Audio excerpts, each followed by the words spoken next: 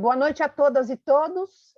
Estamos aqui para o último dia do ciclo de palestras oferecido e organizado pela Bianca Moro, pós-doutoranda do programa de pós-graduação da Faculdade de Arquitetura e Urbanismo da Universidade Presbiteriana Mackenzie. Estamos aqui com Alfredo Toro, a Bianca vai apresentar. Eu queria dar as boas-vindas a todos vocês e ao Alfredo especial, em nome da professora Angélica, diretora da Faculdade de Arquitetura e Urbanismo. Boa noite a todos, a todas. Obrigada, professora Viviane, pela oportunidade. Un placer, maestro Alfredo, desde aqui, muitas gracias. O professor Alfredo, ele é mestre em habitação e urbanismo pela Architectural Association School of Architecture de Londres. Ele é cofundador e CEO da empresa Talents Architecture Office. Ele lecionou na Universidade Nacional da Colômbia, na Universidade de La Grande Colômbia, e foi diretor de planejamento da Prefeitura Municipal de Salento, Quindío, e foi também diretor de planejamento da Prefeitura de Armênia. Professor Alfredo Toro, seja bem-vindo. Muito obrigada pela sua participação. Muchísimas gracias. Muy buenas tardes aquí en Colombia, buenas noches allí en Brasil. Antes de empezar, voy a hacer una precisión. Para efectos de, digámoslo así, de conocer mejor el sitio, la localización o el estudio de caso, voy a presentar dos videos muy cortos, cada uno son de 2 minutos y medio, son videos promocionales de la Alcaldía de Armenia y del estado del Quindío. Creo que es la mejor forma de contextualizar dónde está ubicado el proyecto, más allá de yo ponerme a de pronto hacer una planimetría. Yo creo que estos videos promocionales institucionales son mejores expositores que cualquier ejercicio que yo pueda hacer. Posterior a esos dos videos, entonces compartiré la presentación. Como lo decía antes en la conversación inicial, la idea de presentar el proyecto del Centro Comercial de Cielos Abiertos o peatonalización de la carrera 14 en la ciudad de Armenia, más que mostrar el proyecto, quiero que el proyecto sea un motivo para discutir algo que creo que hoy por hoy vuelve a estar sobre la agenda de discusión, lo que planteaba en su momento Richard Sennett con su libro La caída del hombre público, donde hace precisamente una serie de críticas o de afirmaciones en relación al deber ser del espacio público, al dominio del espacio público, y a partir de ese escrito también hay otros autores muy conocidos en Latinoamérica y creo que en Brasil, como es Jordi Borja, quien también se plantea muchas veces cuál es la función del espacio público y la función de los ciudadanos frente al espacio público. Y traigo a colación también un arquitecto colombiano que en esa misma línea plantea, digamos, tesis similares, pero no tanto para decir lo mismo que ellos vienen diciendo, sino quisiera que al final, más allá de preguntas o respuestas, yo sí quisiera poner sobre el debate cuál es el rol del espacio público y quién debe ejercer su gobernabilidad en los casos latinoamericanos. Y entonces tomo este caso simplemente como una excusa para dicha discusión. Bueno, entonces, empezando, voy a compartirles a ustedes entonces los dos videos muy cortos simplemente de contextualización de dónde estamos. Me dicen si ya lo tienen en su... ¿Ya está listo para compartir? Sí. Ok.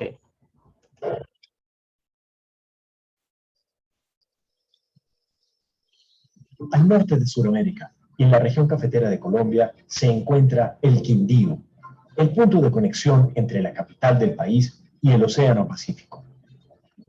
Una economía pujante de 12 municipios basada en turismo de experiencias, cafés especiales, tecnologías de la información, cueros de alta gama, muebles vanguardistas, construcción y salud. El Quindío se posiciona como uno de los departamentos más competitivos del país y su capital, Armenia, se mantiene como una de las ciudades con menor carga tributaria y mayor facilidad para abrir empresas en Colombia. La región cuenta con incentivos de carácter nacional y local, como son las zonas económicas y sociales especiales, que otorgan beneficios excepcionales en impuesto de renta. El Aeropuerto Internacional El Edén ofrece conexiones a las principales ciudades de Colombia y vuelos internacionales. El Quindío es tercero en redes viales primarias y está en el epicentro de la actividad productiva de Colombia, siendo el paso del 40% de la carga terrestre que va entre el occidente y el centro del país. El Quindío y Armenia cuentan con 4 sectores potenciales para invertir. Turismo. La región es el segundo destino turístico del país, con oportunidades en parques temáticos, infraestructura hotelera, centros de bienestar, de experiencias y convenciones.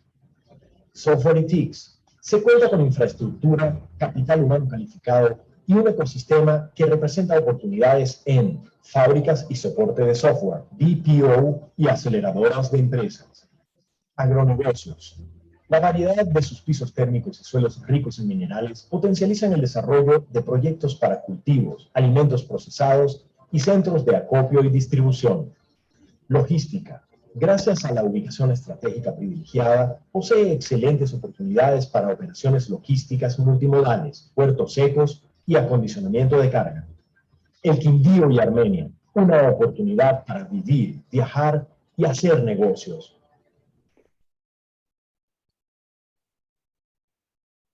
Bueno, este es el video de la región, del departamento, y ahorita un video muy corto también sobre Armenia. ¿Listo?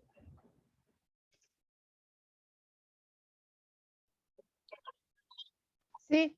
Una es la capital del departamento del Quindío y una de las ciudades más prósperas de Colombia. Es reconocida por su tradición cafetera y por ser el epicentro de uno de los destinos turísticos más importantes del país. Esta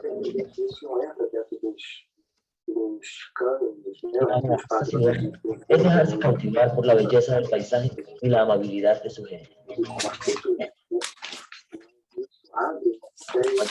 De Armenia es la sensación de ciudad acogedora, tranquila y amable, en la que cada vez más visitantes del mundo se sienten atraídos por la idea de vivir en un lugar que ofrece calidad de vida. Parte del paisaje cultural cafetero declarado Patrimonio de la Humanidad, Armenia es el punto de partida para visitar hermosos atractivos del departamento, pueblos de tradición cafetera, parques temáticos de talla internacional.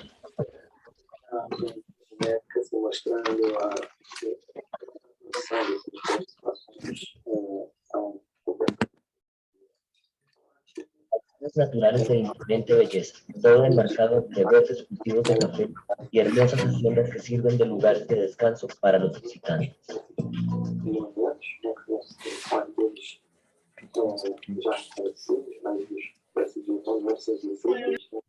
A 1.483 metros del mar, en el centro del país, y con un excepcional clima que oscila entre los 18 y 22 grados, Armenia posee una excelente infraestructura turística, donde hoteles, restaurantes, centros comerciales, atractivos culturales, históricos y recreativos están dispuestos a prestar el mejor servicio.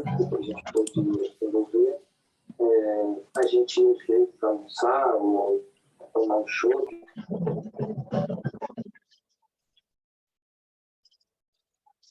Aire fresco, olores del campo, sonidos de aves multicolores demuestran el imponente paisaje que reposa en la cordillera central, catalogada como la mayor riqueza de Colombia.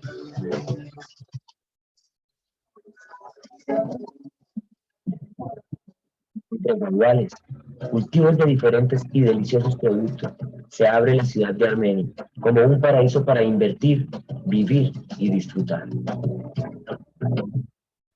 Es mi paraíso. Este es mi paraíso. Este es Nuestro paraíso. Este es mi paraíso. Este es mi paraíso. Este es mi paraíso. Este es mi paraíso. Este es mi paraíso. Este es mi paraíso. Es mi paraíso. Este es mi paraíso. Este es mi paraíso. Este es mi paraíso. Bueno, muchas gracias. Estos fueron, como le dije, 2 videos introductorios que creo que era mucho más práctico y mucho más fácil contextualizar al público de dónde está ubicado el proyecto. Simplemente para complementar, Armenia tiene aproximadamente 300.000 habitantes y es la capital del departamento del Quindío, que tiene aproximadamente 600.000 habitantes. Es un estado o departamento, es el segundo más pequeño de Colombia, pero como de pronto lo vieron al principio, está estratégicamente ubicado entre las 3 ciudades principales de Colombia, lo cual pues, genera una serie de oportunidades que ustedes observaron en el video. Bueno, entonces pasamos ahora a iniciar la presentación. Bueno, ¿ya está lista? Sí. Ok. Bueno, entonces la ponencia la he denominado un pacto ciudadano alrededor del proyecto Centro Comercial de Cielos Abiertos, que queda localizado en Armenia, Quindío. Es de resaltar que los autores de este proyecto, el promotor del proyecto fue la alcaldía o el municipio de Armenia o ayuntamiento. La empresa que se ganó el concurso arquitectónico para su desarrollo es la empresa de arquitectura civil SAS. Y los diseñadores del proyecto, los principales, porque evidentemente en este tipo de proyectos hay un gran equipo de trabajo, pero digamos los principales en el diseño arquitectónico y como director del proyecto estuvo el arquitecto Jorge Mario Restrepo. Como director urbanístico estuve yo participando. Y como, digámoslo así, como diseño de paisaje estuvo la arquitecta Marta Cecilia Fajardo. El proyecto fue en su momento en el año 2008. En su momento, en el 2008, fue premiado en la 21ª Bienal de Arquitectura. Se ganó el premio Karl Brunner en la categoría de diseño urbano y paisajismo. También en el año siguiente, en el año 2009, en la 16ª Bienal Panamericana de Arquitectura, fue segundo puesto en la categoría de diseño urbano. La exposición contiene estos 5 temas. Primero, a pesar pues que todos lo sabemos, pero sí quisiera contextualizarnos, y lo he denominado revisemos conceptos alrededor del tema del espacio público, muy desde la visión de Jordi Borja. Segundo, es importante contar de que el origen de todo este proyecto fue un terremoto que tuvimos en el año 1999, que afectó, prácticamente destruyó la ciudad en un 70-80%, lo cual de alguna manera este proyecto fue baluarte de la resiliencia que hemos venido trabajando desde esta época. Tercero, pues voy a contar muy brevemente de qué se trata el proyecto, que yo lo he denominado un relato de la cultura cafetera. Cuarto, digamos, el inicio del debate que quisiera que tuviéramos, y es alrededor de la expresión de la caída del hombre público, obviamente basado en Richard Sennett, y el cuestionamiento de qué pasa entonces con la gobernabilidad del espacio público. Y por último, pues la he denominado Vamos a hablar, y es que tuviéramos la oportunidad de intercambiar expresiones, conceptos o inclusive pues, preguntas alrededor de este tema. Entonces arrancamos, vamos a revisar el proyecto y con una pregunta muy abierta, que es una pregunta clásica, y es ¿qué tan público es el espacio público? Entendiendo, y con base en esta imagen del centro histórico en el sector de la Merced del DF México, que no es solamente un fenómeno de México, es un fenómeno de Latinoamérica, y considero que también debe ser un fenómeno en Brasil, y es donde los dominios del espacio público es una confluencia entre intereses económicos, políticos, sociales, y en este caso, como pasa en muchas de nuestras ciudades, es un conflicto en este caso, entre la economía informal y la economía formal que usan el espacio público para su beneficio. Entonces, en este sentido, el espacio público sabemos que genera, en su sentido urbano, es un elemento ordenador de la ciudad. Desde que conocemos los orígenes de la ciudad, siempre el espacio público es el punto de partida como ordenador de la ciudad. En el sentido social sabemos que el espacio público, su deber ser, debe ser incluyente y equitativo, aunque en muchos casos en nuestras ciudades ese deber ser no se da. En el sentido económico, el espacio público debe ser un apalancador e impulsador de la economía local. Lo mismo, ese es el deber ser, pero en algunos casos, cuando entra la economía informal, entra en conflicto y muchas veces entra en proceso de generación de su sector urbano donde tiene influencia. Y hoy por hoy se habla que el espacio público debe ser un espacio polivalente, entonces debe, además de los sentidos anteriores, debe tener un sentido cultural y deportivo. Es aquí tal vez donde yo diría que contemporáneamente, estamos hablando del año 2000, 2010 y comienzos del 2020, en los nuevos proyectos hay este énfasis, porque precisamente a partir de este énfasis se desea que el espacio público genere una agenda.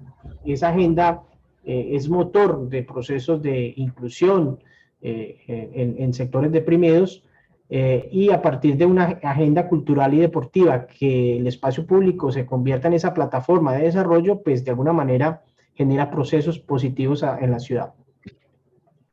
Pero evidentemente el espacio público tiene un sentido político, prácticamente inicia con este sentido.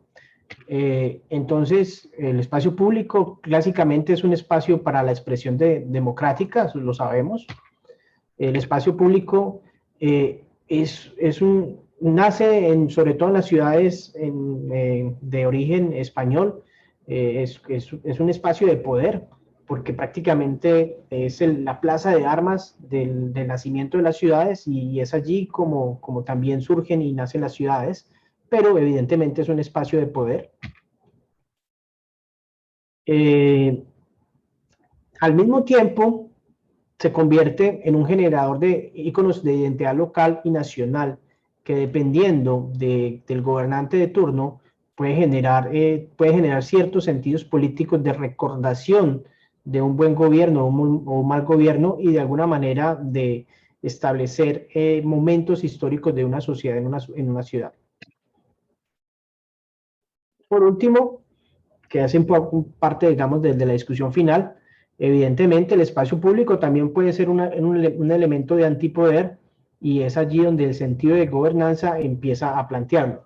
De pronto ustedes vieron hace unos pocos meses, Colombia pasó por una crisis política y social muy dura. Tuvimos casi 2 meses de un paro nacional, donde diariamente la gente salió en masa a expresar su inconformidad con el gobierno actual y con sus políticas de Estado. Es allí donde, en este caso, cobra sentido político, porque el espacio público se convierte en esa plataforma de antipoder, en el cual pues también es legítimo.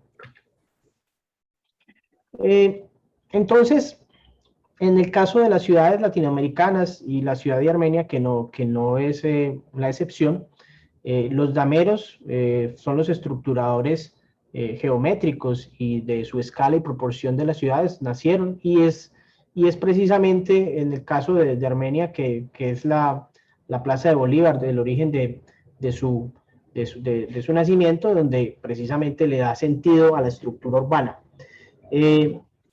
Vale recordar que la estructura urbana y su forma, como fue establecida, es básicamente también un mandato de la época de la conquista y colonización española, básicamente con las leyes de Indias, que si mal no recuerdo fue el rey Carlos V quien las promulgó para darle sentido a este proceso de conquista y colonización en Latinoamérica.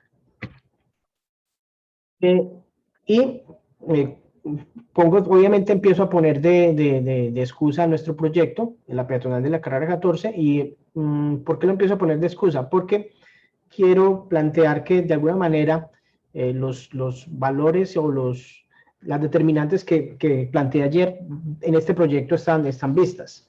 Entonces, en el caso nuestro, en el sentido social, evidentemente nuestro proyecto, una vez puesto en escena, es un proyecto incluyente, equitativo y de dominio público. También fue en el sentido económico, el proyecto generó una reorganización de cierta informalidad que se estaba dando en la ciudad y de alguna manera una formalización en muchos casos de la economía informal. Esto no quiere decir que la economía informal en las calles de Armenia haya desaparecido, más bien se generó un proceso de gentrificación, se extendió, se movió hacia otros sectores de la ciudad, en donde, en una investigación que en su momento estuve planteando, son esas herramientas o esos instrumentos subterráneos que mueven dicha economía informal los que de alguna manera siempre van a prevalecer sobre el Estado local. Tiene que tener un sentido cultural. Ahora, como lo vamos a ver en nuestro proyecto, nosotros hacemos énfasis muy fuerte de que este nuevo espacio público debe ser plataforma de expresión cultural autóctona nuestra, en este caso nuestra cultura cafetera, en donde también hay espacios para la expresión cultural informal, como lo vemos en la fotografía de arriba, o hay espacios para la conformación de eventos culturales debidamente organizados por la administración.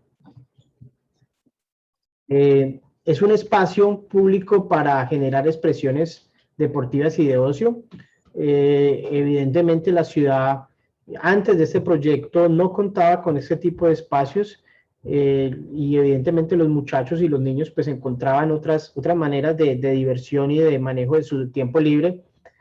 Tuvimos, a través de este proyecto, le dimos la oportunidad de moldear estas plataformas para dichas expresiones.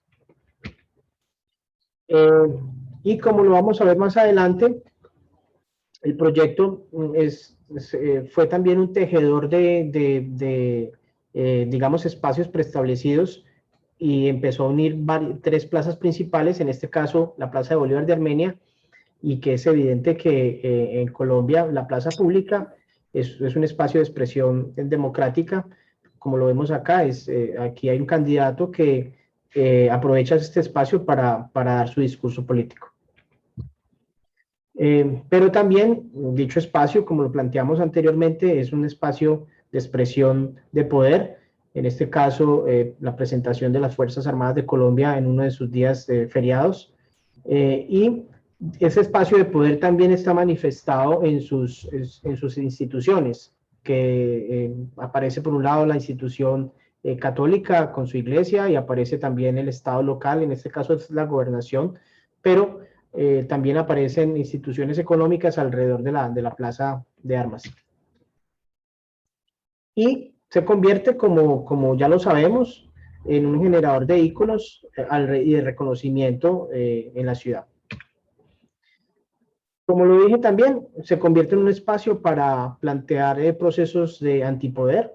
En este caso, obviamente, es un ejercicio de reacción hacia las malas prácticas de gobierno. Bueno, una vez lo anterior, nos centramos un poquito en conocer el proyecto.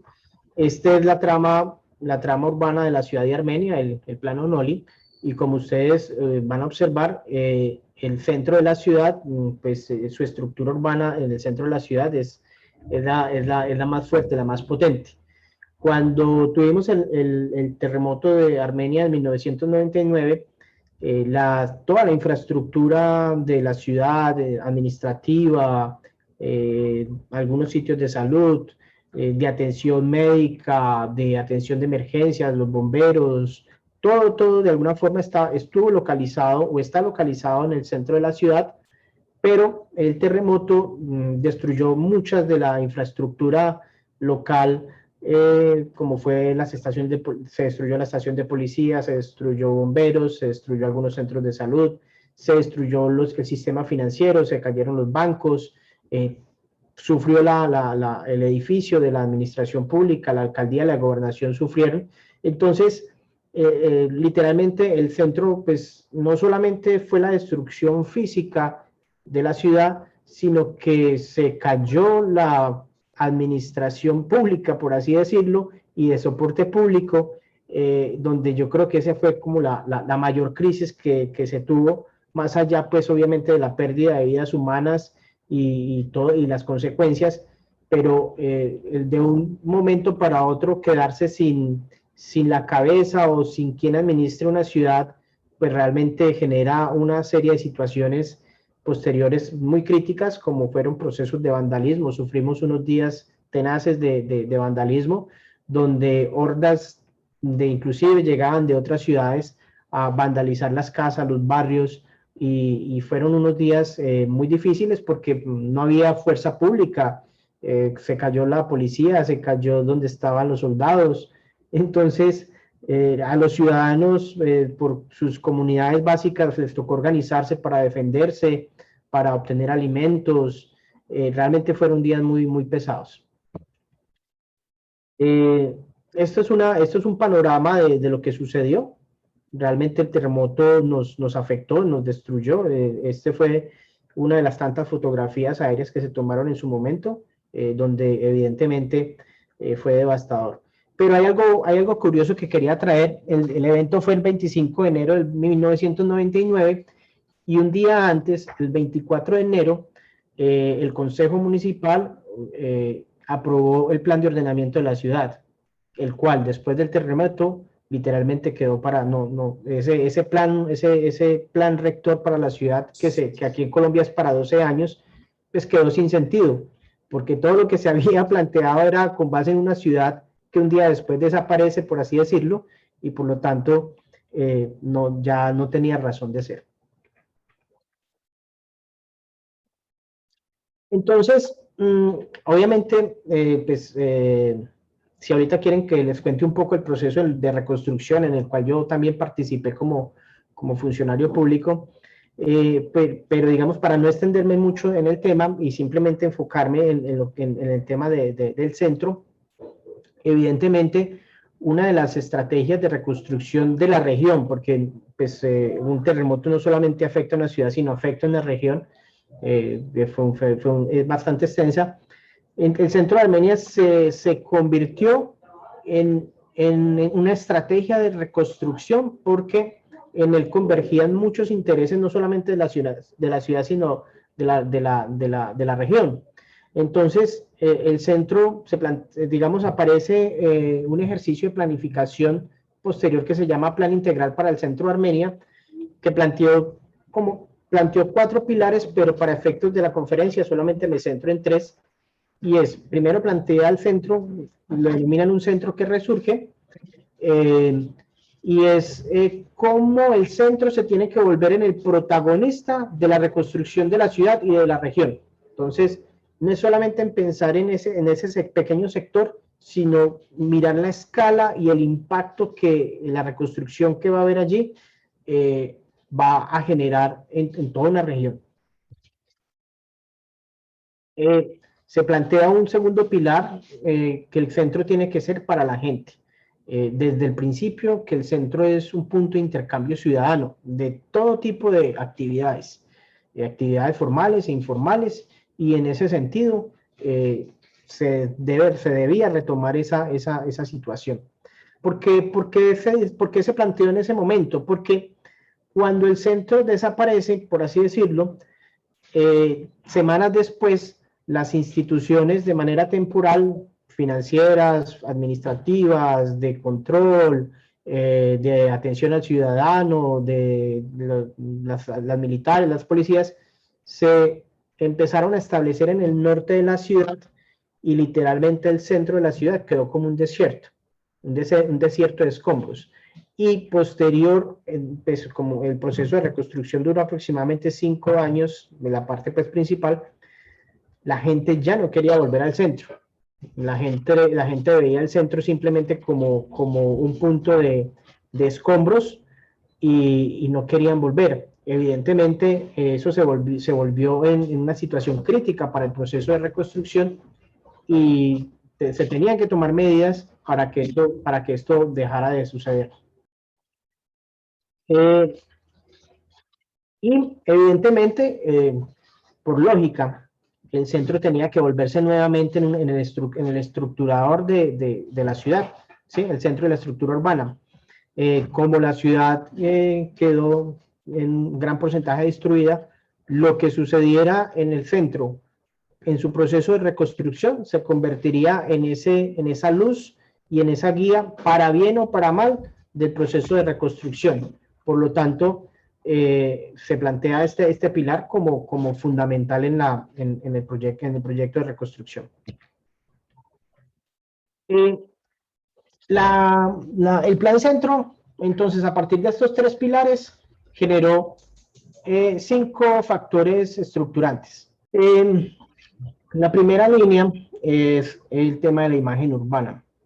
El centro la población necesitaba nuevamente levantarse, y la imagen de desarrollo del centro, de la reconstrucción del centro, se convierte entonces en una operación estructurante. ¿Qué significa esto? Y de alguna manera dio pie a que pudiéramos haber hecho un buen ejercicio, que fue este proyecto de la peatonalización.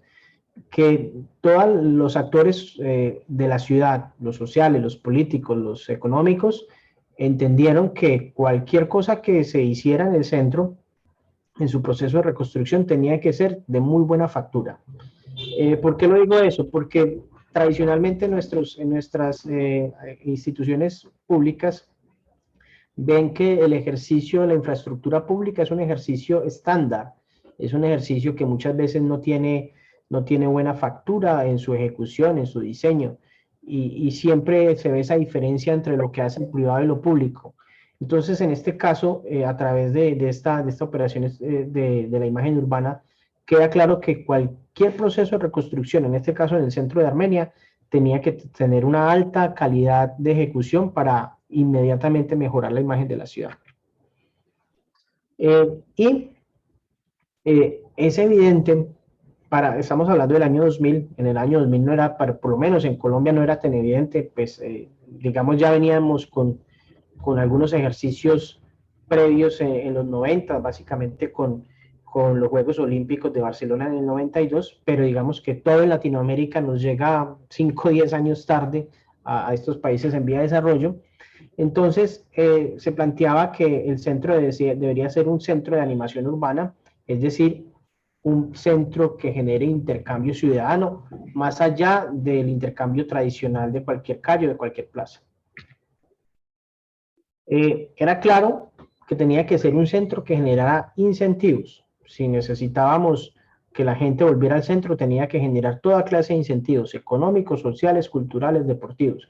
Es allí donde la infraestructura que se fuera a interponer de nuevo, pues tenía que tener una gran elaboración para que fuera también incentivo de estas actividades.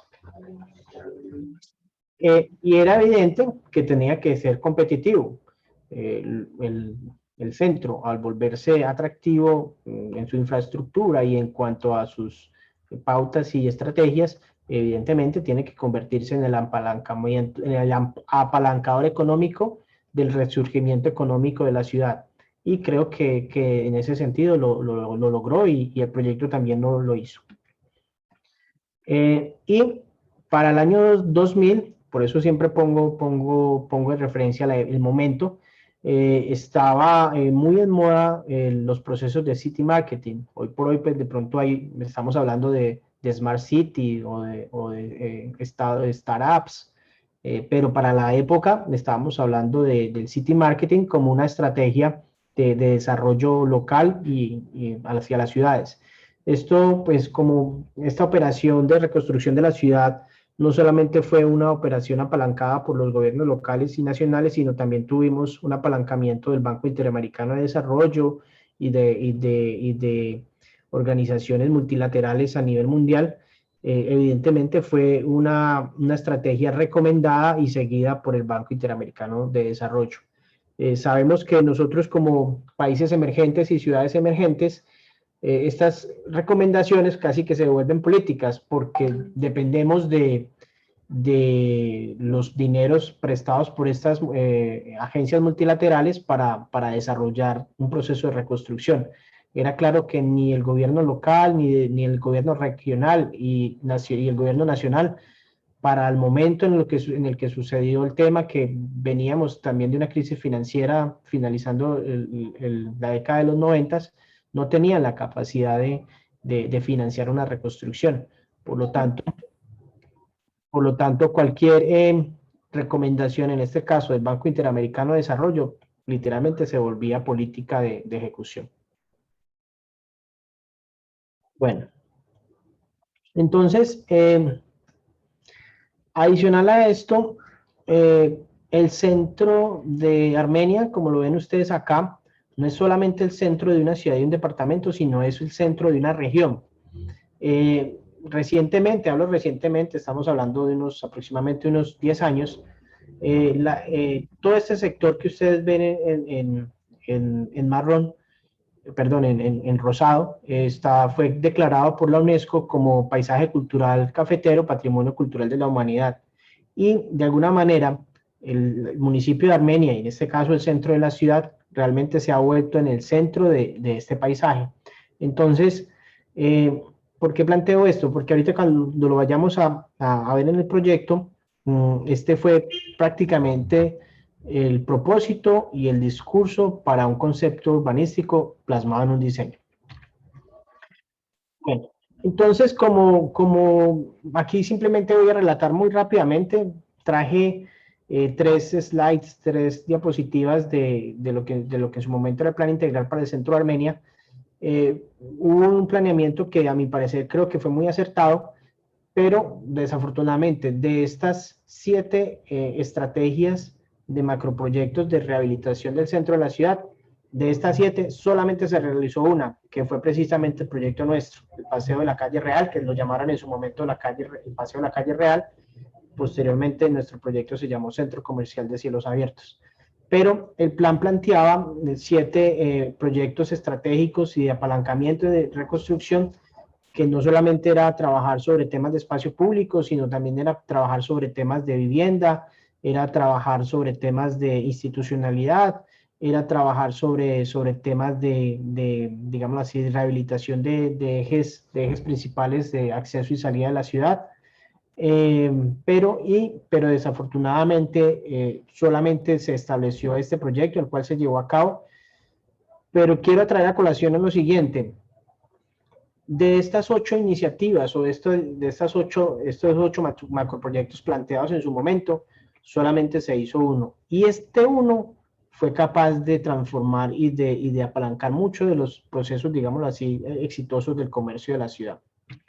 ¿Qué hubiera sucedido si hubiera habido la capacidad de gobernabilidad y gobernanza para impulsar los otros proyectos?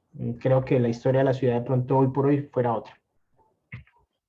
Bueno, entonces, como lo planteé, en el resumen, el Plan Centro planteaba estas 8 estrategias para la recuperación de la ciudad, y solamente la Calle Real fue la que ejecutamos, y nosotros lo que hicimos en cabeza del arquitecto Jorge Mario Restrepo fue generar un proyecto que nos amarrara, nos tejiera, por así decirlo, 3 espacios públicos tradicionales de la ciudad, como era la Plaza de Bolívar, que es la plaza principal de todos los municipios en Colombia, es la plaza institucional, la plaza de poder que estamos hablando ahorita. Un parque cafetero que era más de eventos deportivos, y un parque Sucre que en su momento era un parque más de contemplación, más de ornamentación, más de descanso, y que históricamente en la ciudad nuestra tiene ya 132 años. Históricamente estos 3 puntos siempre han sido como el motor de encuentro ciudadano en la estructura de la ciudad. El proyecto.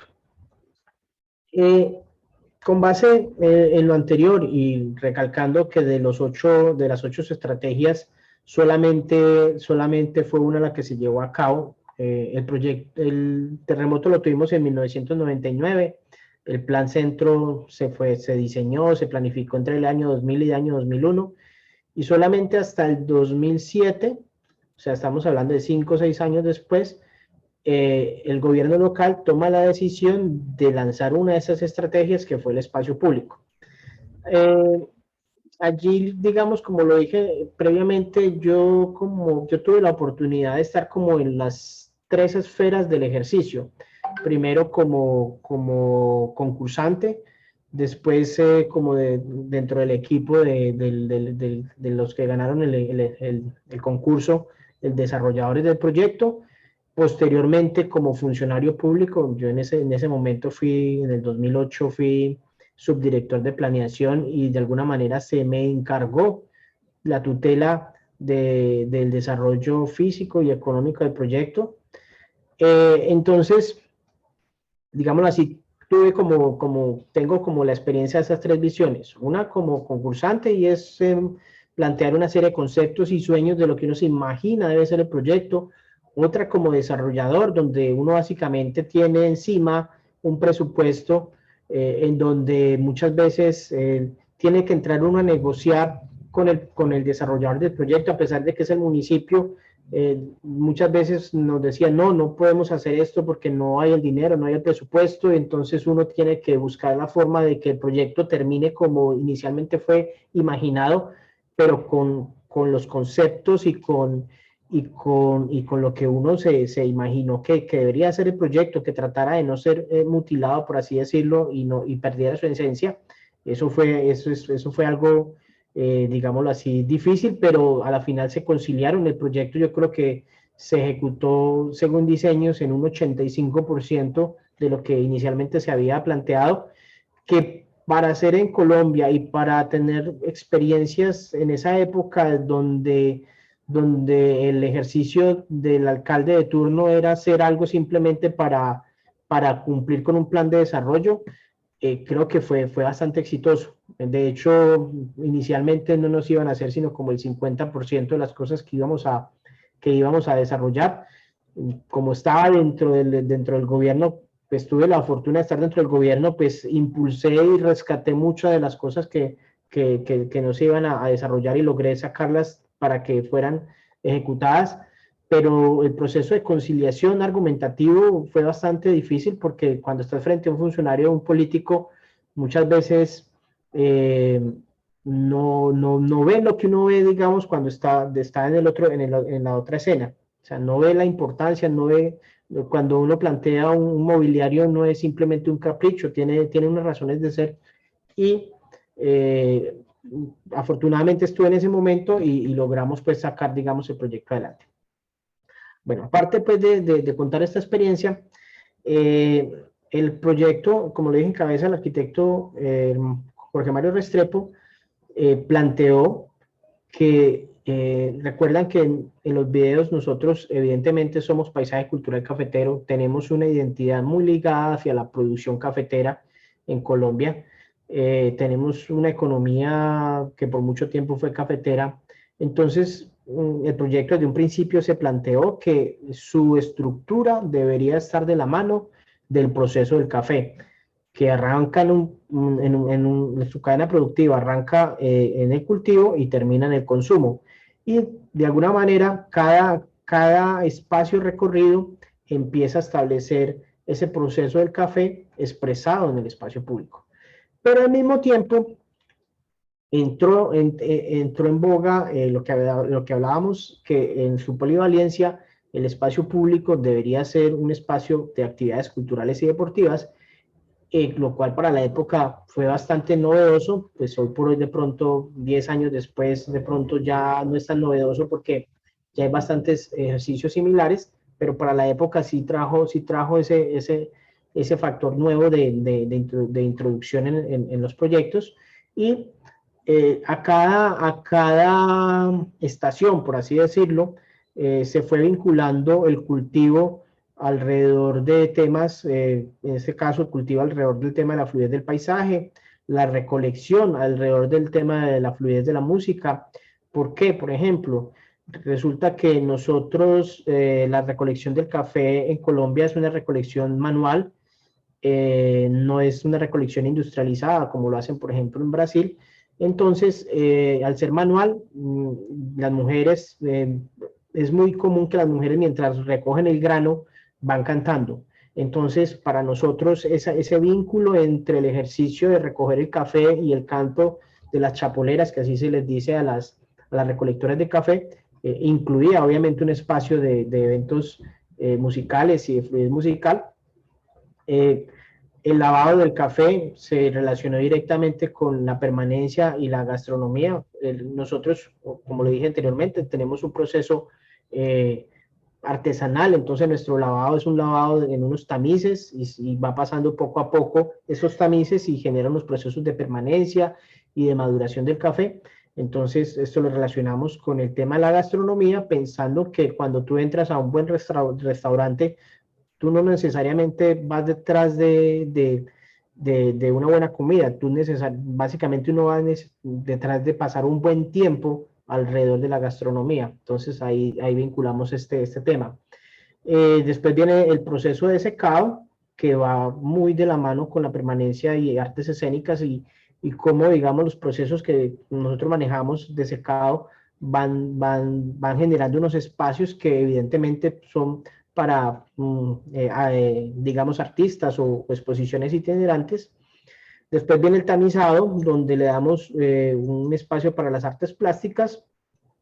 Después viene el proceso de comercialización, que lo vinculamos mucho con los procesos de intercambio comercial y que generamos unas plataformas que pues, alrededor del tema del fashion, pero también alrededor del tema de los intercambios comerciales de los negocios formales hacia la calle. Y por último, obviamente apareció el tema del consumo, pero planteamos que el consumo estuviera también ligado directamente con el tema de la literatura. Por ejemplo, en este caso, digamos, allí no lo pudimos plasmar como lo queríamos, como estaba inicialmente proyectado, simplemente quedaron unos espacios para consumo de café, pero habíamos imaginado unas plataformas donde los libros iban a ser protagonistas. Perdónenme un segundito que tengo unas preguntas que se me alborotaron. Voy a hacer que las callen un segundito.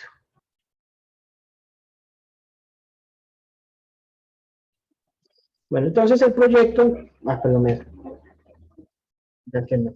el proyecto, como lo dije, fue un proyecto, por así decirlo, de filigrama que empezó a tejer 3 espacios preestablecidos, comunes en la ciudad, alrededor de una cultura cafetera y alrededor de elementos culturales y deportivos que le dieran un paseo, como se entendía tradicionalmente la calle real, que en muchos municipios era siempre existe una calle real, que era la entrada y salida principal de las ciudades. Entonces también evocando, digamos, los momentos, digamos, antiguos de lo que era una calle real y cómo de alguna forma, digamos, tejía cada uno de las cuadras y contextos urbanos hasta llegar digamos, al Parque de Sucre. Pero la idea de este concepto también se le planteó al municipio, que es que, digamos, que la carrera 14 es, digamos, el principal eje estructurador de la ciudad. Entonces se planteó que continuara este concepto digamos, hacia el norte de la ciudad, pero ya cuando lo fuimos a construir, solamente nos dejaron intervenir entre la Plaza de Bolívar, el Parque Sucre, obviamente todo está peatonal, y nos dejaron intervenir el Polideportivo Cafetero, pero quedó sin intervenir este sector, quedó sin intervenir este sector que es la calle 21, este sector no lo dejaron intervenir y teníamos un gran interés en la continuidad del proyecto hacia el norte de la ciudad, no lo dejaron intervenir. Pero consideramos que con lo que se hizo, el proyecto realmente le dio dentro de lo que buscaba el Plan Centro, creo que logró mucho de lo que habíamos hablado anteriormente. Voy a pasar muy rápidamente. Entonces, como un espacio polivalente, rediseñamos pues estos espacios deportivos, dándole, digamos, o sea, conservando el uso, pero renovando, digamos, su función y actualizándolo, digamos, a temáticas deportivas que no existían en ese momento, como el skate, que ustedes vieron. Entendíamos que los mobiliarios, porque por decir algo, la administración pública simplemente va a lo que ofrece el mercado y pone mobiliario sobre el espacio público. Entendíamos que dado que estábamos generando un proceso de identidad alrededor del espacio, que el mobiliario se convirtió también propio, ¿sí? Los procesos de mobiliario fueron diseñados particularmente para el proyecto. Se le tenía que dar dinamismo a la Plaza de Bolívar como punto de partida. Y como lo planteamos, cada cuadra, según su dinámica y su temática, iba desarrollándose para plantear su actividad cultural, comercial, alrededor de la temática y la cultura cafetera. Aquí rápidamente vamos pasando. Y rematábamos sobre este sector que es el Parque Sucre. El Parque Sucre, digamos, una de las cosas que tenía, digamos, allí se conserva un árbol que es una ceiba, no sé si este tipo de árbol exista en Brasil, yo me imagino que sí. Es una ceiba que tiene aproximadamente unos 400 años de existencia. Y obviamente se tenía que conservar y se planteaba que la ceiba fuera, digamos, el ordenador de este espacio público. Por otro lado, en ese momento nosotros en esta plaza localizamos esta infraestructura comercial que es un café, donde a ese café le dimos la concesión de este espacio público al frente. ¿Cuál fue la idea que se planteó allí y que también se quería plantear acá? Y era pensando en los procesos de sostenibilidad del espacio público, que no simplemente fuera un espacio público donde el gobierno local, digámoslo así, se le dejara toda la responsabilidad, sino pensando también en cómo se generaba otro tipo de sostenibilidad del espacio. Y en particular la idea fue, y todavía sigue existiendo, que se le entregaba este espacio a una marca, en este caso una marca de café, pero ellos tienen que conservar en óptimas condiciones esta plazoleta que tienen, que evidentemente también usufructan. Entonces era de alguna manera decirle, vea, usted privado, le entregamos, usted se le arrienda a un bajo precio, usted lo usufructa, pero usted tiene que cuidarme, mantenerme y mejorarme las condiciones de este espacio público y propender que se mantenga. Ahorita vuelvo a colación a lo que les estoy diciendo para sobre el debate final. Entonces, teníamos una carrera 14, esto era antes de la peatonalización y esto es después de la peatonalización, en donde evidentemente tuvimos una dificultad enorme porque teníamos que desplazar el vehículo. Evidentemente tuvimos unas contradicciones enormes con la ciudadanía y con los comerciantes, y ahí sí tengo que decir que tuvimos el apoyo total del alcalde en su momento, donde hubo una decisión política fuerte de peatonalizar la carrera 14, porque evidentemente los comerciantes tenían miedo de que su comercio iba a desaparecer al desaparecer el vehículo. Digámoslo, nosotros por experiencias en otras ciudades que ya habían hecho ejercicios similares, pues sabíamos que eso no iba a pasar, que todo lo contrario, iba a dinamizar el comercio, lo iba a apalancar como fue planteado en los pilares del Plan Centro. Pero el ejercicio, una vez diseñado, antes de construir, implicó un proceso de participación ciudadana, en el cual yo participé también personalmente, en donde nos tocaba ir comercio por comercio y donde había vivienda, por ejemplo, en las partes superiores, en los edificios donde había vivienda, ir vivienda por vivienda, socializando el proyecto, convenciendo a la ciudadanía del bien del proyecto para la ciudad, y logramos a través de este proceso de participación, de socialización, pasar de, yo podría decir, de casi un 100% de contradicción a un 80% de favorabilidad de que el proyecto se hiciera. Si no hubiéramos hecho ese proceso, seguramente el proyecto la ciudadanía no lo hubiera dejado construir, porque había una férrea oposición a la ejecución del proyecto.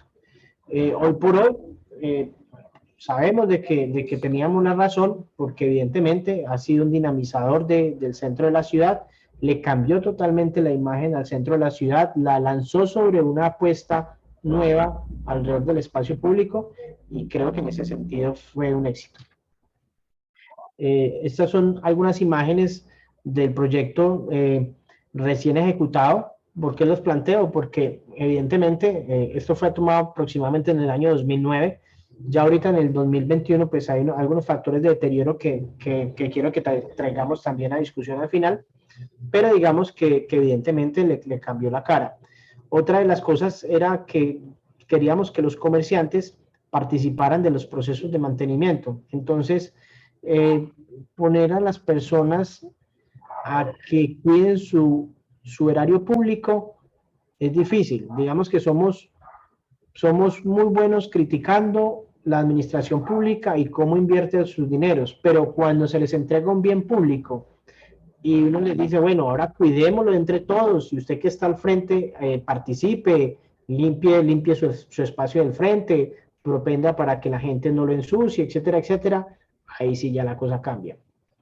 Entonces, ese dominio público, que de alguna manera le dice usted al del frente que es privado, protéjalo, pues ahí sí ya no lo hacen, o lo hacen de mala gana, o en algunos casos de pronto sí lo hacen, pero culturalmente es difícil.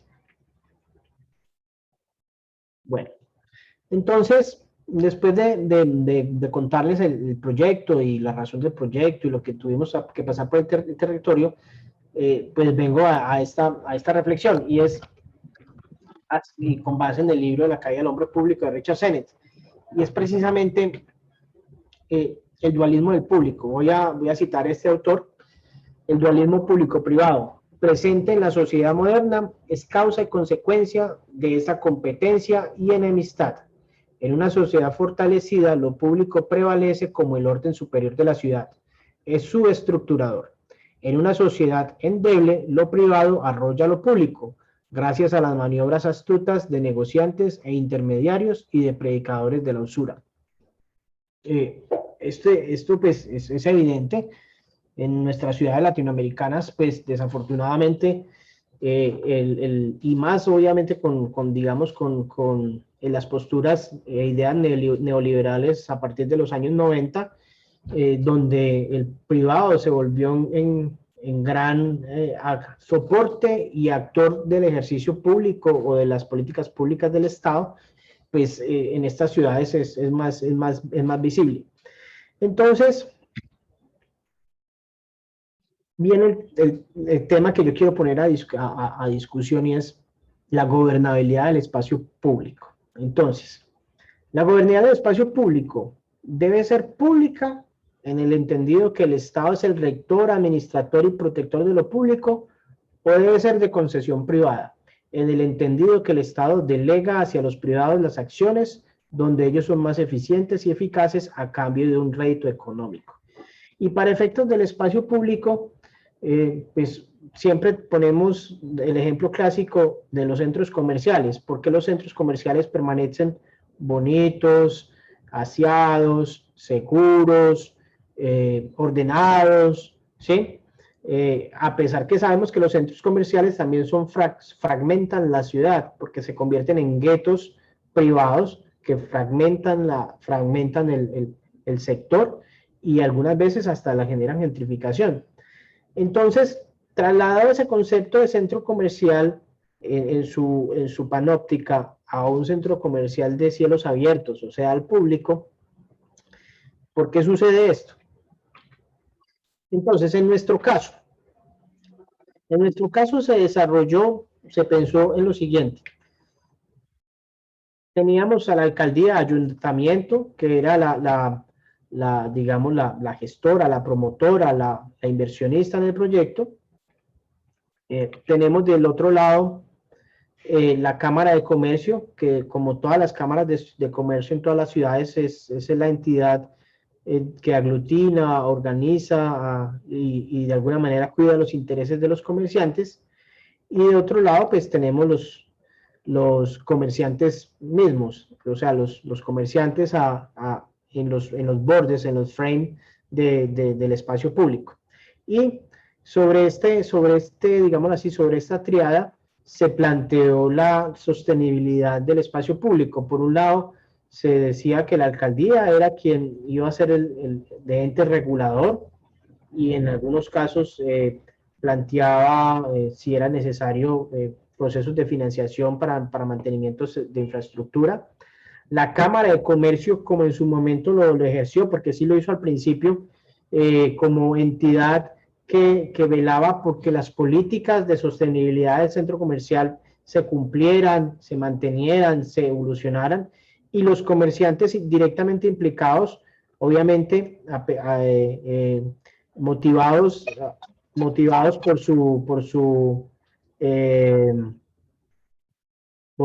por sus beneficios comerciales, y quienes directamente participan sobre el espacio público, pues, digamos así, coadministraban todo el espacio público.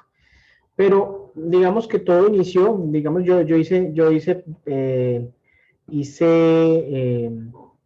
parte inicial de ese proceso. Yo ya después me retiré de la administración, pero alcancé a estar al inicio del proceso, y evidentemente los primeros meses fueron, digamos, la luna de miel, y todo funcionaba perfectamente.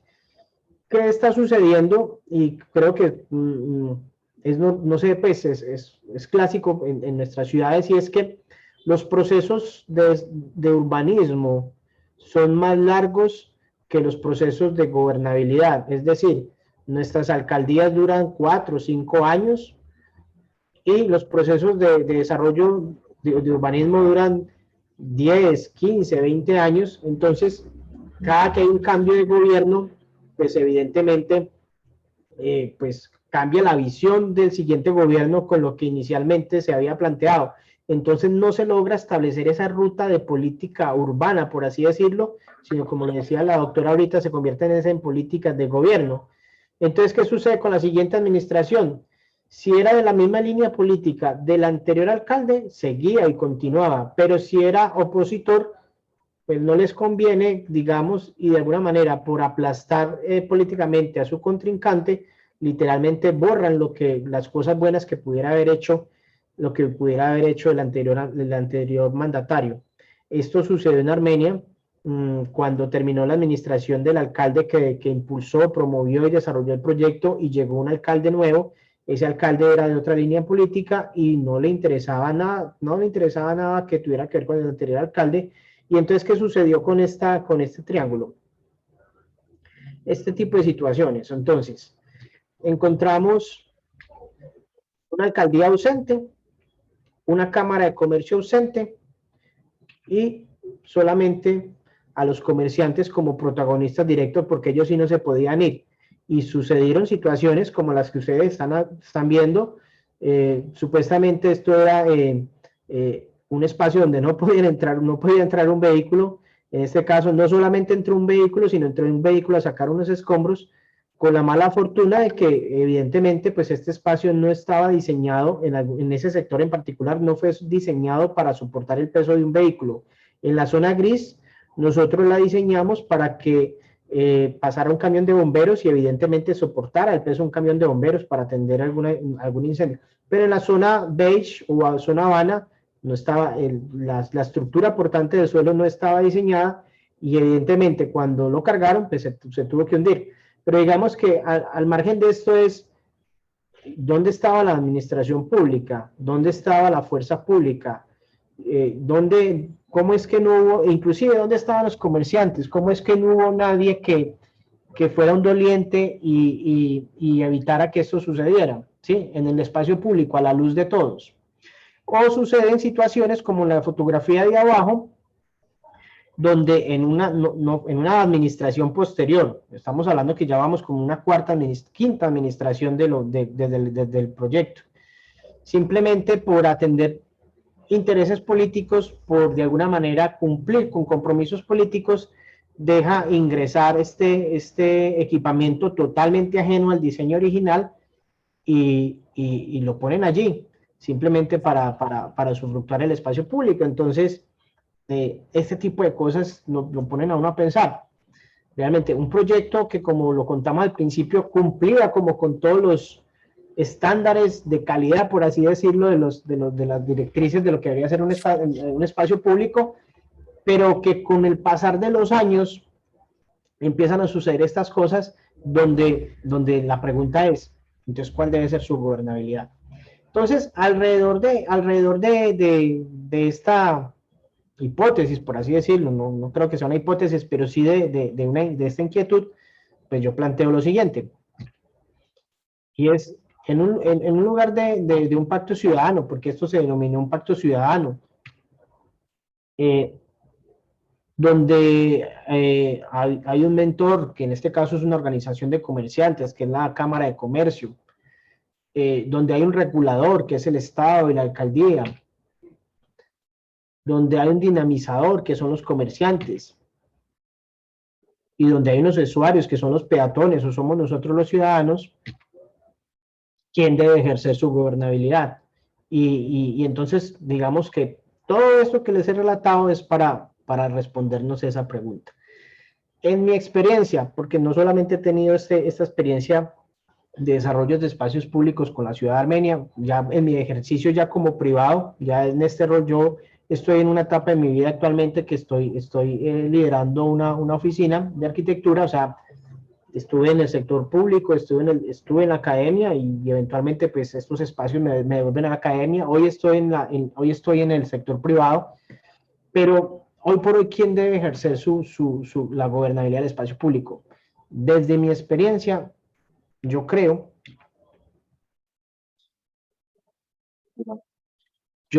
que los espacios públicos en ciudades como las nuestras deben ser de concesión público-privada. Es más, creo que deberían ser más privadas que públicas, porque lo que sucede es que sucedería es que hay que inventarse la estructura o la fórmula para que el privado no abuse del dominio de lo público para digamos, generar ese equilibrio. Pero si yo llego a la conclusión que por lo menos en ciudades latinoamericanas pequeñas, emergentes, con una democracia débil o en proceso de construcción, donde sus instituciones no son fuertes, sí creo que es Este es un resultado de la búsqueda. Ay, Dios mío. Perdón. Sí creo que debe ser Puedes decir, ayúdame a consultar. sí creo que debe ser el privado en concesión con lo público quien debe administrar y gobernar proyectos como el que yo traigo a colación.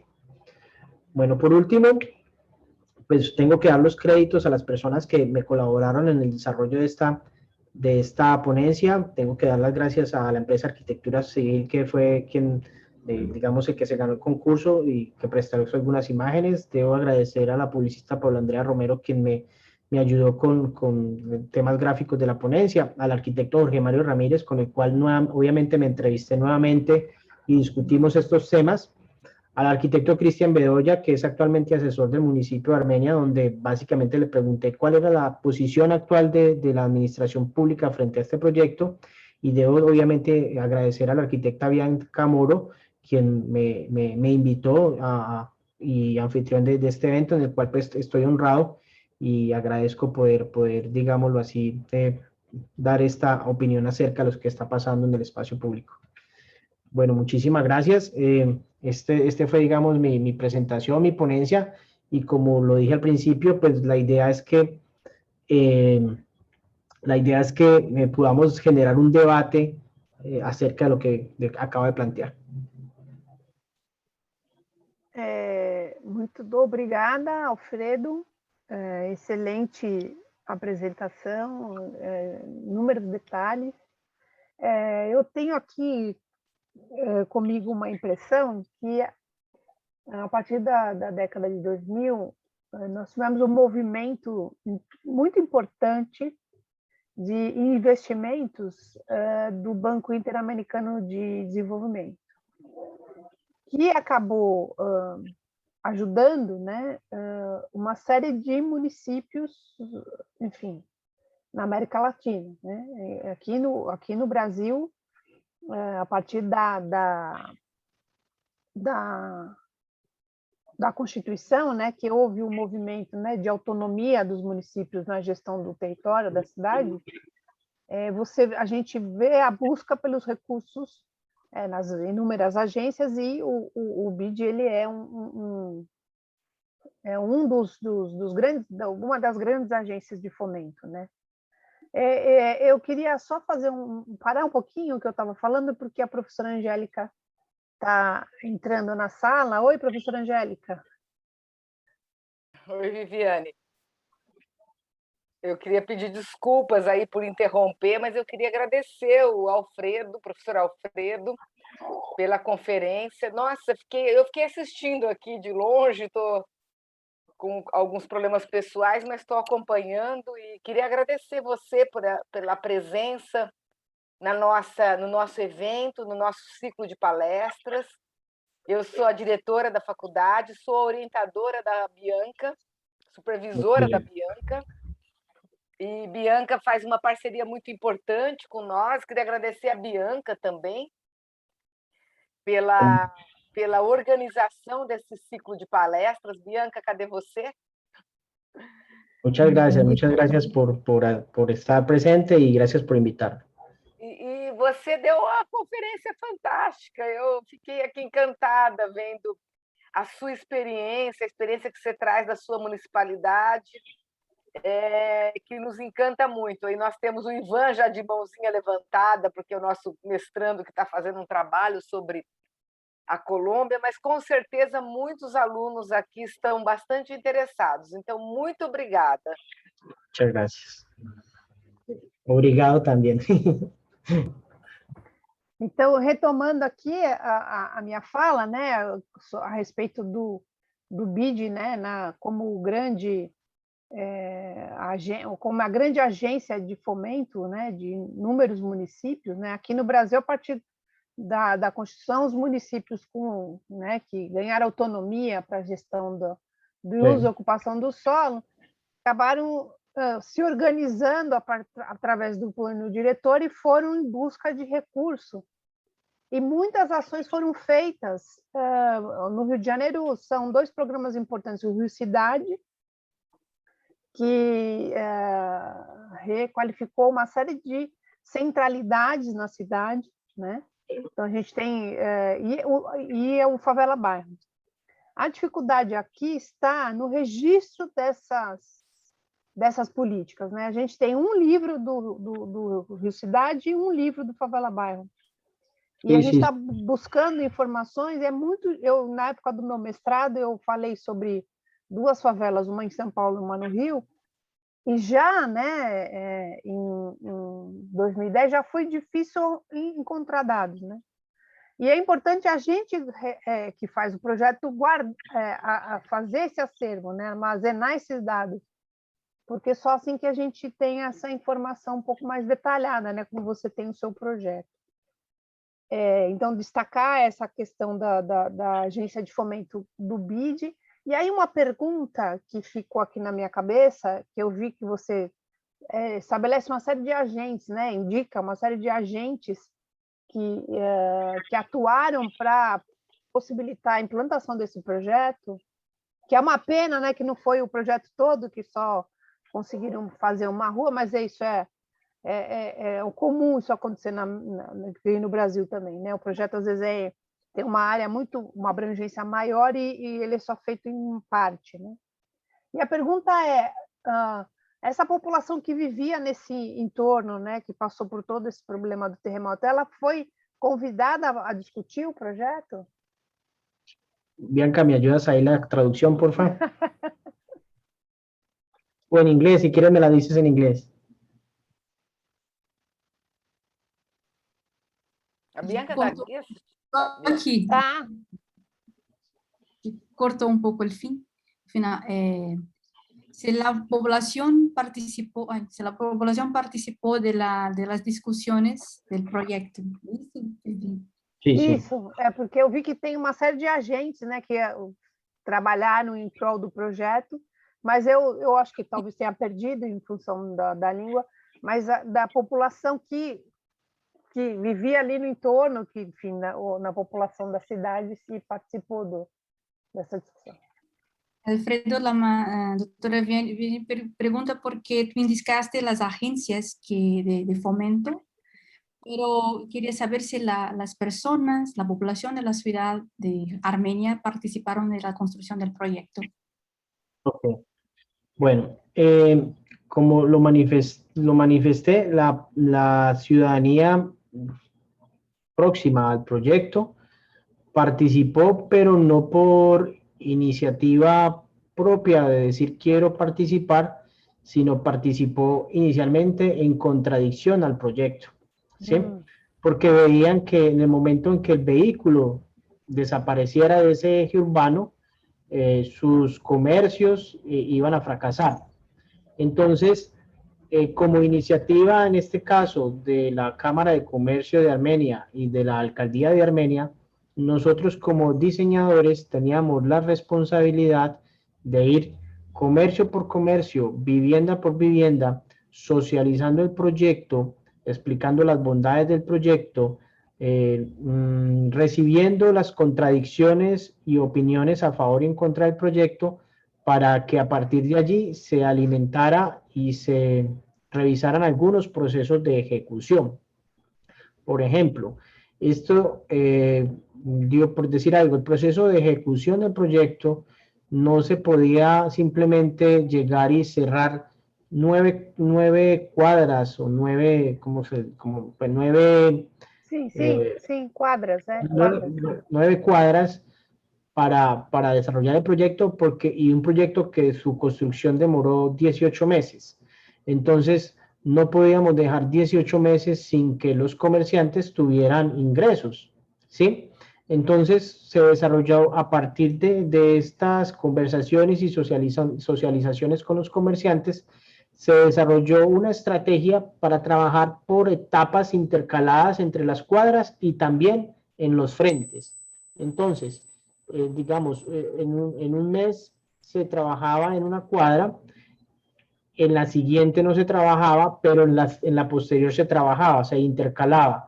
Y adicionalmente, en ese momento en que se ejecutaba, se trabajaba sobre esta fachada, o sea, se dividió el proyecto en mitad y en mitad verticalmente, pero en la tercera cuadra, se trabajaba en la fachada opuesta, o sea, también se intercalaba. Esto obviamente eso hizo que el proyecto se demorara tanto, pero lo que se trataba era que las personas no perdieran nunca que el comercio seguía abierto y que de alguna manera ellos percibieran que el comercio era cerrado temporalmente, como cuando hay un local que cierra y abre uno nuevo y simplemente cambian su vitrina para un nuevo comercio. Entonces ese fue como el concepto, tratar de que se vieran parcialidades en el proceso de ejecución. Não, eu entendi que vocês, que eles criticaram o projeto e não, a princípio não queriam o projeto, né? Nadie quería el proyecto. Mas o desenho de projeto foi discutido com eles e foi alterado em algum momento?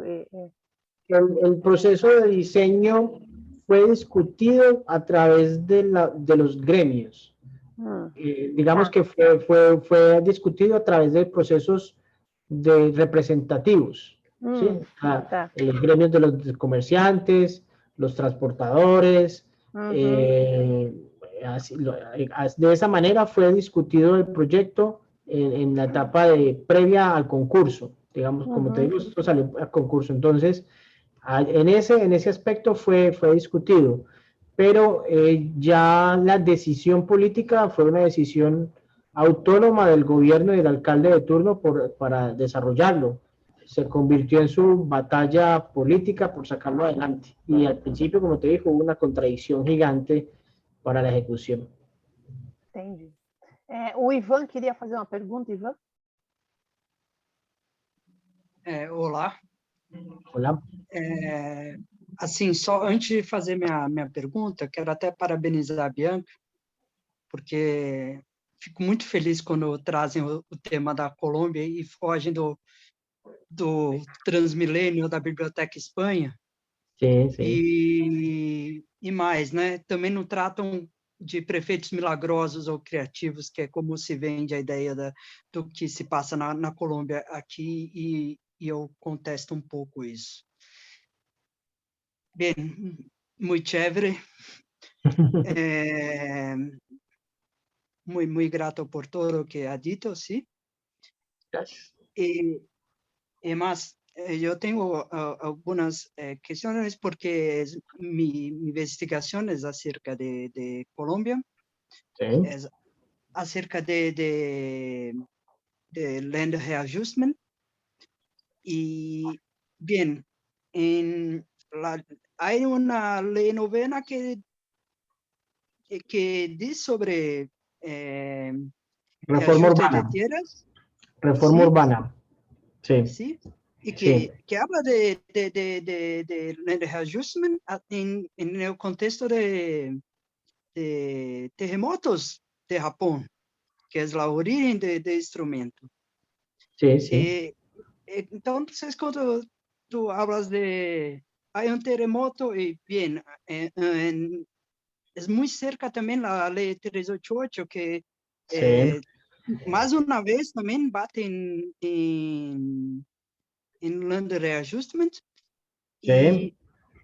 Y mira, es un terremoto en 1999 y yo acá esperando a todo momento que, bien, hay un terremoto, las casas se van, los edificios se van, se quedan, y va a hablar de ajuste de tierras, y no. Entonces, mi cuestión es, ¿por qué no ha tenido un reajuste de tierras, que es un instrumento que está presente? Otra cuestión que tengo es si hay casos de land readjustment en Armenia, y bien, y si por eso es mi cuestión. Ok. Bueno, entonces para ponernos en contexto, Iván plantea dos escenarios de base jurídicos en los cuales las estructuras de ordenamiento territorial o planeamiento urbano están actualmente en Colombia, como son la Ley Novena, que es una ley de reforma urbana del año 1989, y la Ley 388 de 1997, que es la que da origen a la Ley de Ordenamiento Territorial, que de alguna manera es inspirada en las leyes españolas de ordenamiento territorial. En la exposición, digamos, en relación a cuanto al tema del terremoto, el terremoto ocurrió el 25 de enero de 1999, y un día antes, el 24 de enero, había sido aprobado el Plan de Ordenamiento Territorial con base en la Ley 388 de 1999. O sea, ya había, digamos, se hizo ese proceso administrativo y jurídico de planeamiento para la ciudad. Pero cuando llega un evento en el cual la ciudad queda destruida en un 80%, realmente se demuestra que puede haber un instrumento muy bien planificado, con muy buenas intenciones, muy bien desarrollado, pero llega un evento de la naturaleza que literalmente te dice no te sirve para nada. Y no te sirve para nada simplemente porque la ciudad después del terremoto es algo totalmente nuevo y diferente a lo que había antes de. Y por obvias razones, yo planeé y planifiqué una ciudad antes de una situación de la naturaleza y cuando llega este fenómeno de la naturaleza, pues tengo una situación totalmente distinta y los instrumentos de planificación anterior, pues obviamente no funcionan. En cuanto al tema de reajuste de tierras, que es un debate muy fuerte que existe en Colombia y actualmente existe bajo el nuevo debate político para la presidencia de la República, es un debate, ese reajuste de tierras en Colombia, digamos, están los instrumentos y están las herramientas para que se den, pero hay un status quo en todo nivel, a nivel nacional, regional y local, que no permiten que se dé como se deba, que no permiten que se dé. Digamos, actualmente estoy en un municipio más pequeño, en un sector que es el Valle del Cauca, en donde se está desarrollando un plan de ordenamiento territorial para la ciudad, una ciudad más pequeña que Armenia, y precisamente con las autoridades de la ciudad, yo les he dicho, ¿por qué no utilizamos los instrumentos que están en la ley para hacer, entre otras cosas, reajuste de tierras, para hacer procesos de plusvalía, para hacer procesos de mejoramiento de las finanzas públicas a través de los procesos de repartición de cargas y beneficios en las operaciones urbanísticas? Pues todos estos elementos que la norma colombiana le permite a las ciudades desarrollar, pero a pesar que están allí, no lo hacen. Y yo llego a la conclusión que no lo hacen es porque al status quo no le conviene que haya una repartición de tierras, porque de alguna manera, y eso yo les puse en otra conferencia muchos años atrás, yo llego a la conclusión que nosotros de labios para afuera queremos mostrar que somos un país con leyes progresistas y de alguna manera con ideas liberales para el bien del ciudadano, pero de labios para adentro, cuando tocan los intereses de este status quo, no deja que sucedan. Entonces, han habido algunos casos donde sí ha habido, digamos, esa restitución de tierras, ya sea por el proceso de paz reciente nuestro, o ya sea porque hay un alcalde con ideas progresistas y permite en sus 4 años de gobierno que exista alguna transferencia de los promotores y los procesos de urbanización hacia los más necesitados, pero realmente es muy difícil que suceda. Entonces, esto de alguna manera ligado a alguna pregunta que decía la doctora Vivian, ¿cómo hacemos nosotros para financiar nuestros proyectos? Si de alguna forma con las herramientas de ordenamiento territorial que podríamos hacer no lo hacemos. Pues en primera instancia los municipios cada vez más se endeudan con las agencias multilaterales, entonces ese es como el primer, digamos, fuente de financiación. Se endeudan con el BID, o se endeudan con el Banco Mundial, o con otra agencia multilateral, o inclusive con la Banca Nacional para desarrollar sus proyectos. Y en segunda instancia, tratan de mejorar los ingresos propios de sus, por así decirlo, de sus impuestos locales para tratar de impulsar algo, sus proyectos, y los apalancan con los dineros del orden nacional y en algunos casos de cooperación técnica internacional, como es el caso de la Biblioteca España, que tú lo trajiste a colación, que es un proyecto que fue impulsado por el gobierno español a través de la cooperación técnica internacional, y esa es la manera en que hacemos políticas públicas para nuestras ciudades.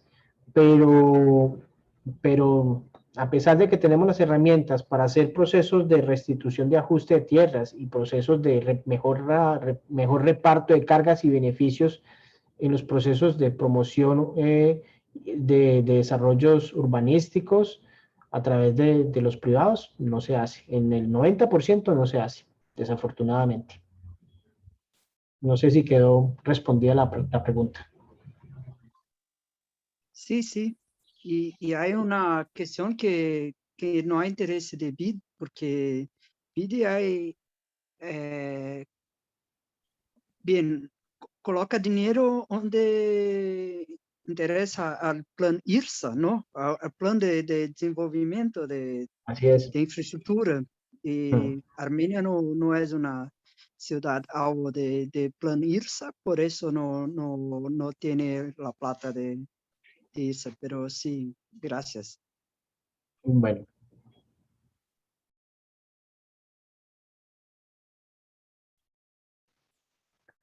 Mais alguém quer fazer alguma pergunta? Um questionamento ao Alfredo? Bianca? Eu creio que o que eu já queria era sobre a pergunta que você já fez, né, que era sobre a participação cidadã, que é um tema que eu pesquiso e já foi respondido. Obrigada. Posso só fazer uma pergunta, que é um pequeno detalhe? Armênia é um centro uribista? ¿Uribista, dice? Sí. Armenia del Quindío, sí, políticamente ha tenido una tradición de facciones de derecha. Podría decirse que tiene una influencia alta de la imagen del expresidente Uribe. Pero hoy por hoy, y yo creo que Armenia no debe ser la excepción, hoy por hoy, digamos, esta figura política y esta idea política está muy desgastada en el país y hay un movimiento muy fuerte de muchos lados de la sociedad donde quieren que exista un cambio. Yo sí creo que en las próximas elecciones, el año entrante, va a haber un cambio político esencial, porque ya, digamos, el proceso actual ya lleva más de 20 años, tiene un desgaste muy grande y la gente ya se cansó. Yo creo que el paro que sufrimos más de 2 meses a nivel nacional, muy fuerte, es un indicador de ese desgaste y de una necesidad de cambio.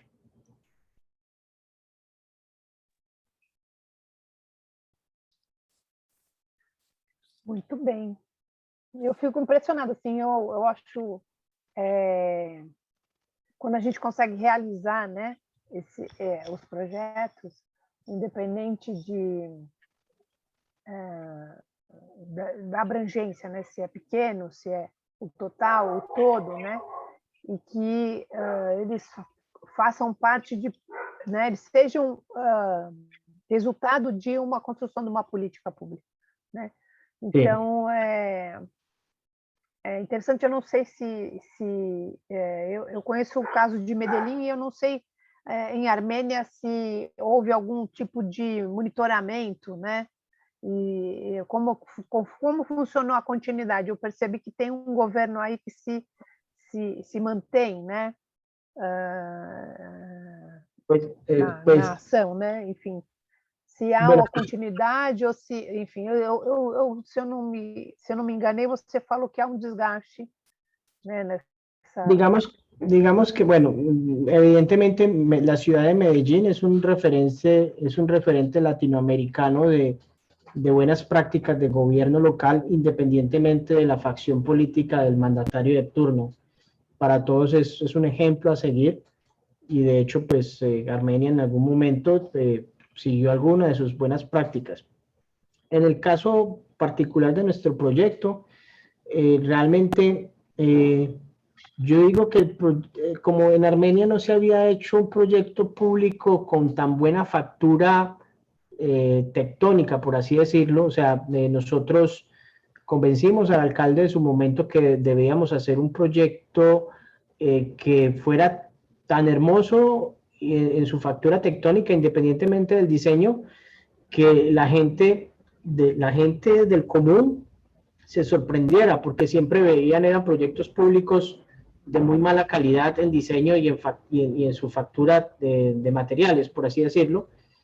Nosotros logramos convencer al alcalde que evidentemente era un proyecto altísimo en su presupuesto, pero lo convencimos que si a la gente Y de alguna manera, el ejemplo que hicieron ustedes en Favela Barrio fue un ejemplo para nosotros, que si de alguna manera a la gente le entregábamos proyectos de alta calidad, iba a generar un sentido de pertenencia que lo iban a cuidar.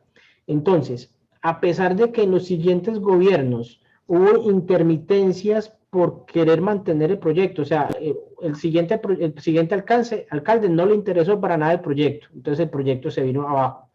El siguiente que vino le interesó un poquito, entonces medio lo recuperó. Al siguiente gobierno con unos procesos de deterioro y la gente, la ciudadanía se manifestó diciendo cómo es que van a dejar caer un proyecto ganador de una bienal de arquitectura, y hubo una manifestación social. Entonces ese gobierno actuó, pero no por propuesta propia, sino en reacción a una crítica ciudadana.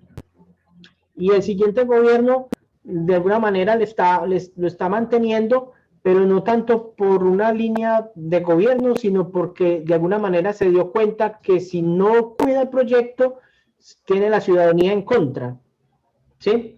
Entonces, digamos que yo diría que el proyecto ha sobrevivido y de alguna manera se ha mantenido en buen estado, pues obviamente se ha deteriorado, más por la apuesta que hicimos de hacer un proyecto de altísima calidad para que la gente lo quisiera y la gente misma lo cuidara, y de alguna manera eso ha sucedido. Cuando ha habido procesos de deterioro, la gente en su colectivo se manifiesta contra el gobierno de turno, y a través de esa manifestación es que ellos vienen y lo mantienen, pero no es una iniciativa pública, una política, por así decirlo, que diga hay que mantenerlo, hay que continuarlo, no. Es más una manifestación ciudadana. Isso é uma falta de hábito de cultura, né, na América Latina. Em alguns lugares se tem essa avaliação, né, o monitoramento e avaliação. Olha, tem gente nova no pedaço. Olá! Saluda. Olá. Já estamos terminando. Bom, gente, isto posto, né? Já que as crianças estão querendo jantar, não é mesmo? Cenar.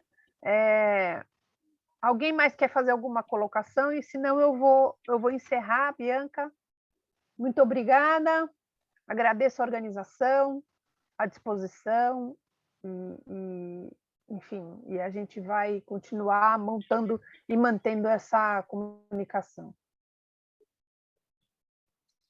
Eu quero agradecer, eu vou falar em português, Alfredo. Quero agradecer a presença no evento, palestra maravilhosa que você dividiu com a gente, toda a sua experiência profissional, parte da sua experiência profissional, que você tem outros projetos. Foi assim, muito enriquecedor para a gente aprender com você sobre a Armênia. Fico com vontade de ir à Armênia. Acho que os alunos também querem ir à Armênia, ir à Colômbia. A vida ela é mágica, Alfredo, porque você imagina, nós estudamos o Favela Bairro em Londres com o professor Jorge Fiudo, nós estamos com a professora Viviane, que é uma das responsáveis por esse projeto, que a gente aprendeu fora da a gente está conversando sobre isso com ela. Então, eu acho que a vida ela traz esses encontros muito preciosos. Eu agradeço a você, a professora Viviane, a professora Angélica, a todo mundo que está aqui presente. E também quero agradecer aos outros participantes, alguns vieram também ver a palestra do Alfredo, né? Agradecer à Marina também, ao Rob, a todas as pessoas que estiveram nesse ciclo, a presença dos alunos, e também quero agradecer aos estudantes que ajudaram a organizar esse evento, que é a Cristiane, que é mestranda do Mackenzie, e nós tivemos 2 alunos da Universidade Federal do Amapá, a Karina Barbosa e o Danilo Augusto, que também ajudaram na organização do evento, eles são lá do Amapá. E o Antônio Batista também, que está nos ajudando na edição. Então, muito obrigada a todos vocês. E daqui a pouco a gente vai sortear um livro. Mas muito obrigada e obrigada. Só o que eu quero dizer. Muito feliz, muita gratidão por tudo isso. E é uma pena que o Favela Bairro seja o único exemplar, né? Referência, né? A gente tem algumas outras ações que são super importantes, mas são locais, né? E o Favela Bairro é um dos únicos exemplos de política integral e integrada. Apesar de Sim. que em Osasco, aqui, região metropolitana de São Paulo, também tinha um desenho parecido e atendeu, assim, é uma pena por conta do recurso, a necessidade de um volume de recursos considerável, não conseguiu atender a um número importante de assentamentos, né? Mas a gente tem que continuar buscando essas referências e tentar, de alguma maneira, adequá-las às localidades, né? Então, agradeço mais uma vez ao Alfredo, à Marina, ao Job, né? A Bianca, agradeço à professora Alícia, que infelizmente não pôde estar com a gente, mas esperamos nos encontrar em algum outro momento. Muito obrigada mesmo. Bianca.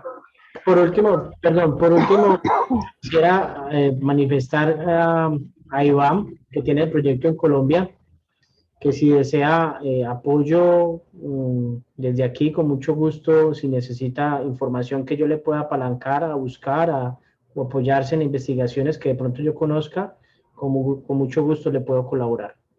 Pues por último, de nuevo, pues muchísimas gracias por volverme a traer a la academia. A mí realmente la academia me apasiona. Y para mí fue, como lo dije, un challenge volver a estudiar y a trabajar acerca de algo que me apasiona, que es el espacio público y el urbanismo. Y quedo abierto a futuras invitaciones y con mucho gusto vuelvo y estudio y trabajo para poder apoyarlos. Muchas gracias. Muchas gracias. Falar em espanhol, né, para ficar muito obrigado. Bonitinho. Obrigada. A Colômbia é um objeto de desejo dos pesquisadores, né? Inúmeros pesquisadores. Inclusive, eu falo um pouco de Medellín no meu doutorado, mas eu levei um puxão de orelha da professora Angélica, falou: se você quer falar muita coisa, mas quem sabe no pós-doutorado a gente vá à Colômbia fazer uma pesquisa aí acerca né, dessas localidades aí que são muito parecidas com aqui que a gente tem no Brasil.